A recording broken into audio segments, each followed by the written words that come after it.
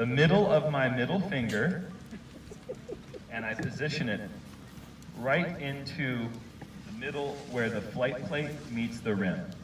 And then I stack my index finger directly on top of it. まず、真ん中指をですね、フライトプレートがリブにつなぐところにしっかり当てて、で、人差し指をその上に重ねてしっかりとグッと、中に押し込むような形で。僕見ないであっち見て。Okay. So the reason I put it right there is because what I'm essentially trying to do is have equal force on the rim itself so that I can propel the disc forward, and also partly controlling the flight plate with my index finger so I can control the angle of the release. まず真ん中指を、リムの内側にしっかり押し込むことによって、スナップといいますか、こう最後にグッと、ちゃんと力が入るように、することもできますし、で人差し指の方はフライトプレートにてそのコントロール、アングルの微調整とかで、役に立ちますので、主にこの2フィンガーグリップを使用しています。Make sure the disc is firmly wedged into this area between the thumb and the index finger. And the reason I do that is because I want to have as much of my fingers in the rim as possible. That'll give me the most amount of power. そしてディスクがしっかりと、親指と、人差し指の間にグッとちゃんと入り込んでいるようにしましょう。どうしてかというと、入り込めば入り込むほど、指の力がちゃんと入るので、グッとしっかりと奥まで入るようにしましょう。So that covers the grip. That's what I like to do.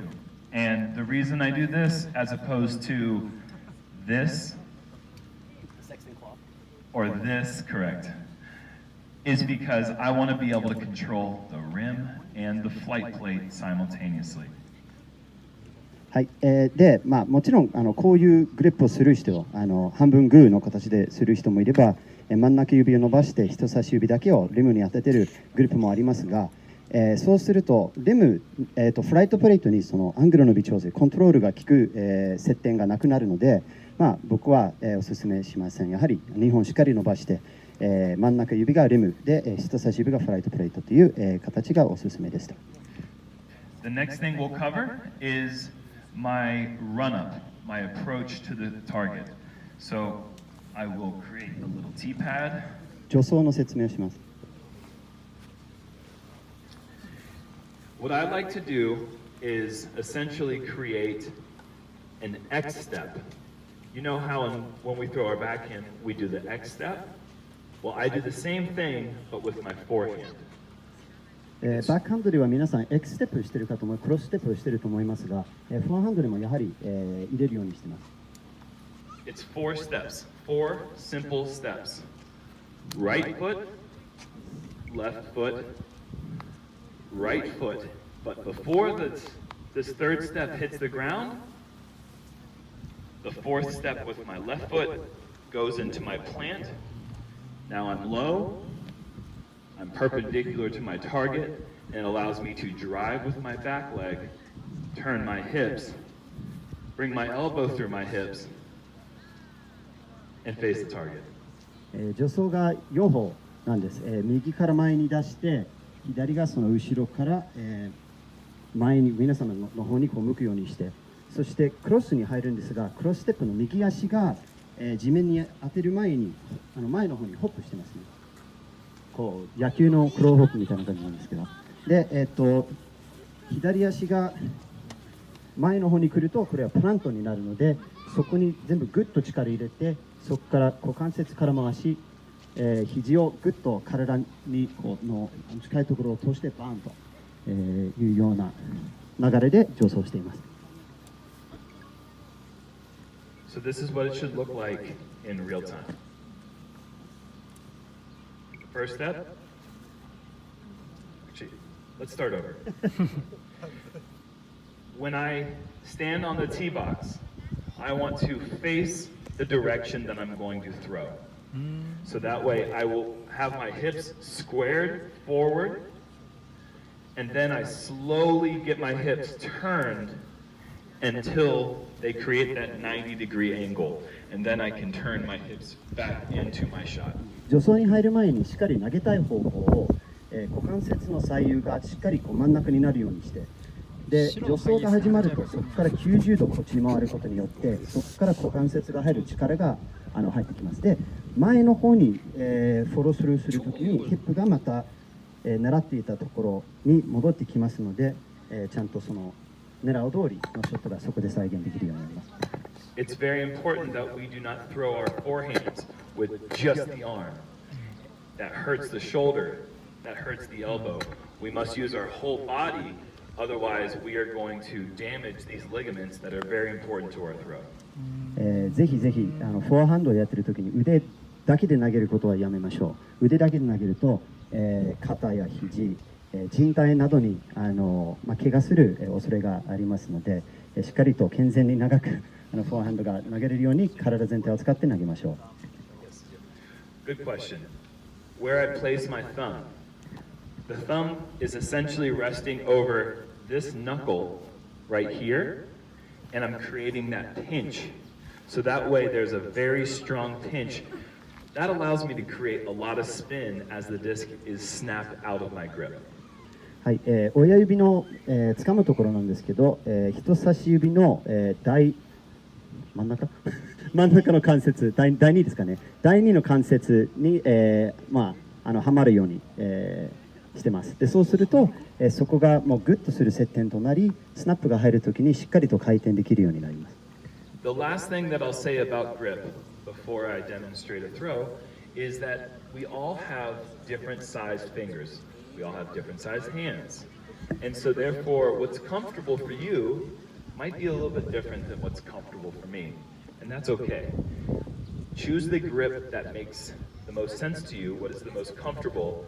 I just want to share with you how I do it and why I do it.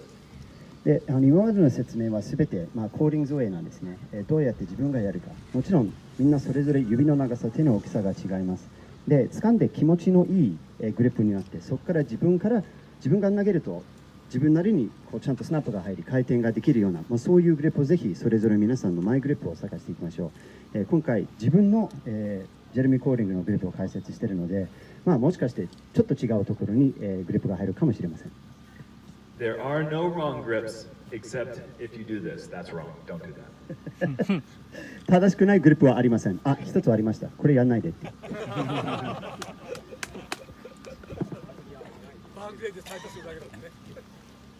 Jeremy, which and how heavy your disc is all?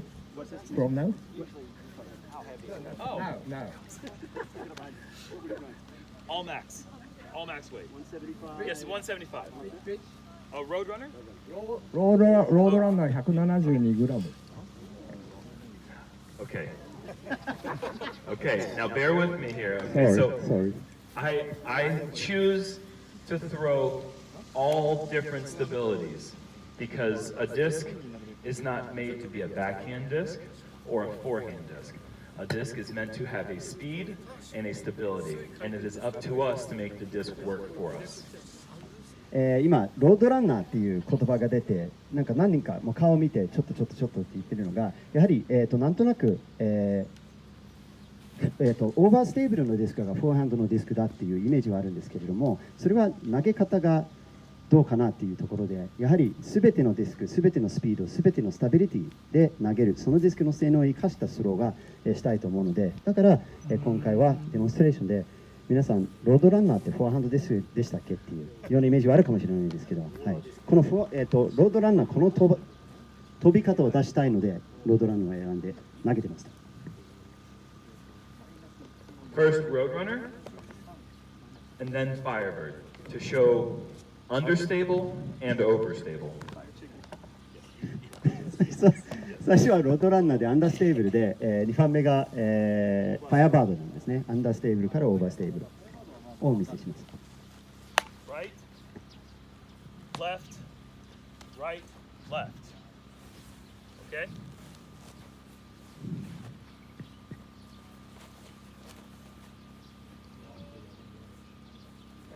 おー、きれい。Okay? OB。OB. So, that time, I approached the tee box directly straight at my target. I started in the center of the tee pad. I finished in the center of the tee pad. That keeps my core, my center, in a straight line with my target. 今回のスローでは、真ん中 T の、真ん中からスタートして真ん中に終わったんですね。そうすると体の幹部が、必ずもうずっと、自分の投げたいターゲット投げたい先に、向いているようにはできます。だから右から左じゃなくて左から右じゃなくてまず真ん中から真ん中で真ん中にスローしちゃう。This time, I'm going to start from the right side of the tee box and work my way to the left side so that I can open up my hips to the hyzer. で今回は、T の右奥から左前に進んでいきます。そうすると股関節がしっかり開くハイザースローがそれでできます。Both with every shot that we throw, whether we're throwing from a tee pad or we're throwing from the fairway, it is very important to approach our lie at the angle that we want our body to open our hips to that target that we're aiming at. ティーパッドだろうがフェアウェイだろうが、助走がつく、フォアハンドスローには必ず、股関節が開いた状態に自分の投げたいところに刺しているようにイメージして助走することがポイントです。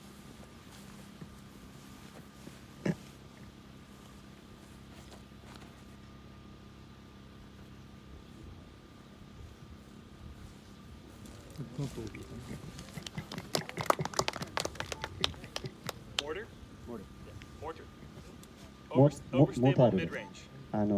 オーバーステーブルのミドルレンジです。ミドルディスクだと思います。右左右左ですね。右から入って左、そしてホップ。入れ入れ。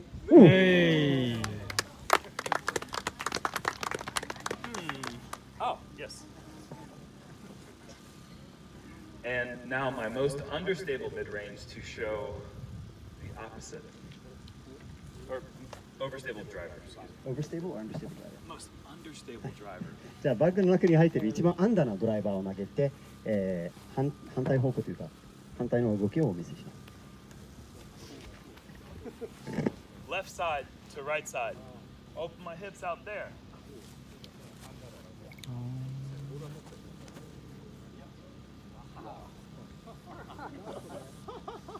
入れ。What? Jeremy, what this? Sidewinder. Sidewinder. Sidewinder. How heavy? How heavy? Max.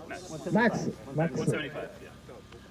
So, I'm essentially trying to do the same thing with every throw. I'm keeping my elbow close to my hip. I'm keeping my palm up. And then I'm just trying to keep my palm up through my throw. Otherwise, I will end up rolling my wrist over and the shot won't work. まっすぐハイザー、アンハイザーにもかかわらず、まず股関節が開いた状態に自分の狙っている先に刺すようにすることは共通しています。そしてもう2つ共通しているのが肘なんですね。肘が、右の股関節の近くに通るようにします。ぐっと体の近くに通るようにします。そして、手のひらが必ずスローの最初から最後まで上の方、空の方に向いていっていることを意識します。もし縦になったりとか反対側になったりすることがあればロールオーバーといってディスクがコローンと、右の方に行ってしまいますので、必ずお盆にしてください。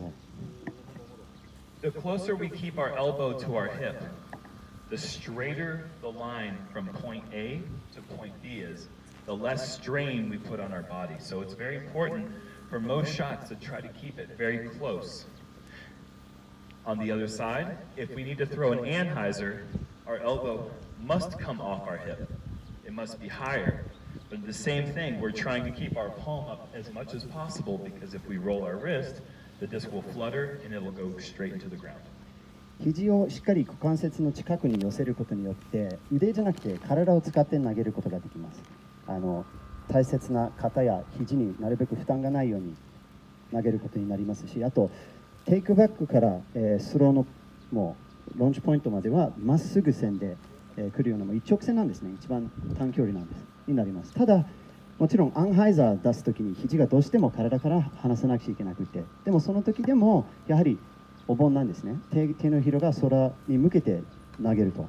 そうしないと、起きてしまって、アンハイザーしっかりアンダー性が出ない、そのままカットローラーになってしまったりします。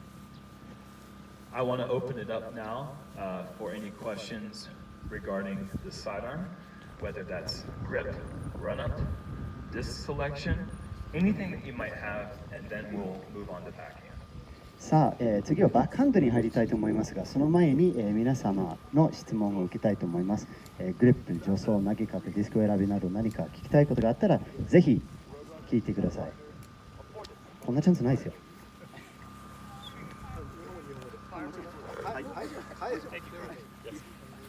回転をつけるのは重要なんです。サイドアームで That way. もっと聞いてもらうサイドアームで回転をつけるのは重要でしょうかっていうのと、回転のつけ方はどうしたってつけてますか？ Great question. Spin is the most important element of the forehand. If you are a player who has a problem with the disc fluttering, spin will help correct that flutter quick. The disc does not want to fly the way that it was intended to fly while it's doing this. If that spin corrects this into flat, then the disc starts to do what it is intended to do. はい、まず、スピンっていうのが、回転っていうのが、フォアアームスローに最も重要要素だと言っています。もうスピンがないと、フォアアームができないということなんですね。で、フォアハンドを投げてサイドスローしてディスクがこうフラフラってしているのが、回転が足りないことが、主な原因だと考えられています。ディスクは、スピードがあって回転があるから筋通りのフライトが出ると。で、回転がかかってないと筋通りのフライトができなくなるので、スピンもとても重要です。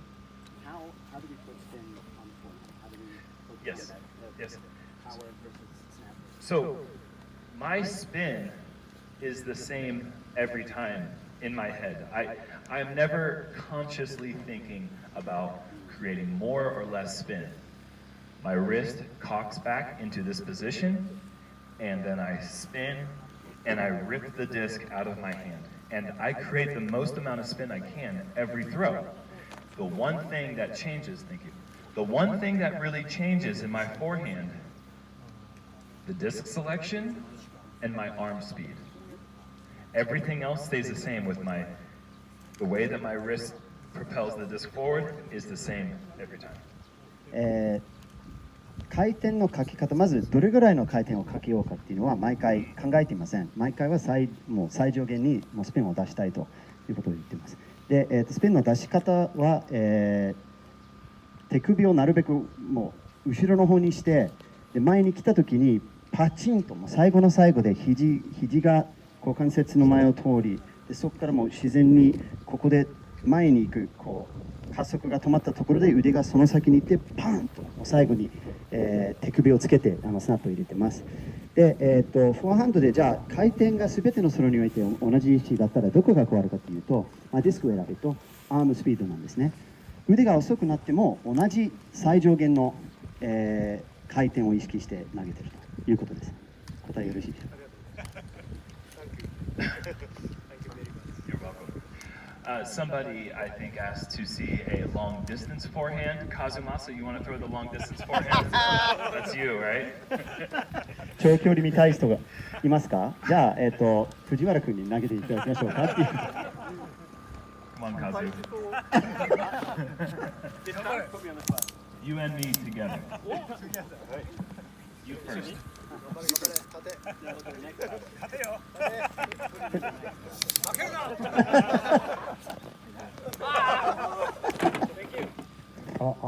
遠い方のゴールに届かしちゃってください。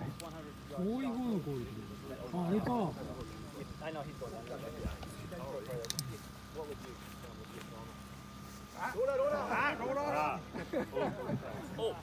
おう。緊張した。Take a break. Take a break. ちょっと休憩して。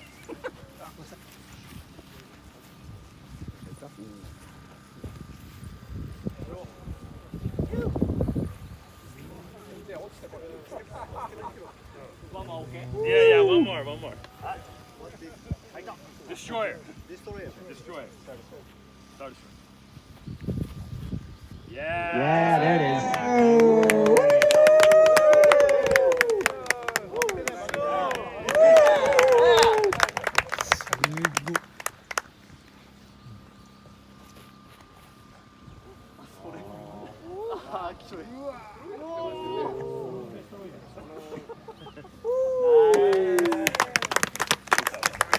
Yes, destroyer.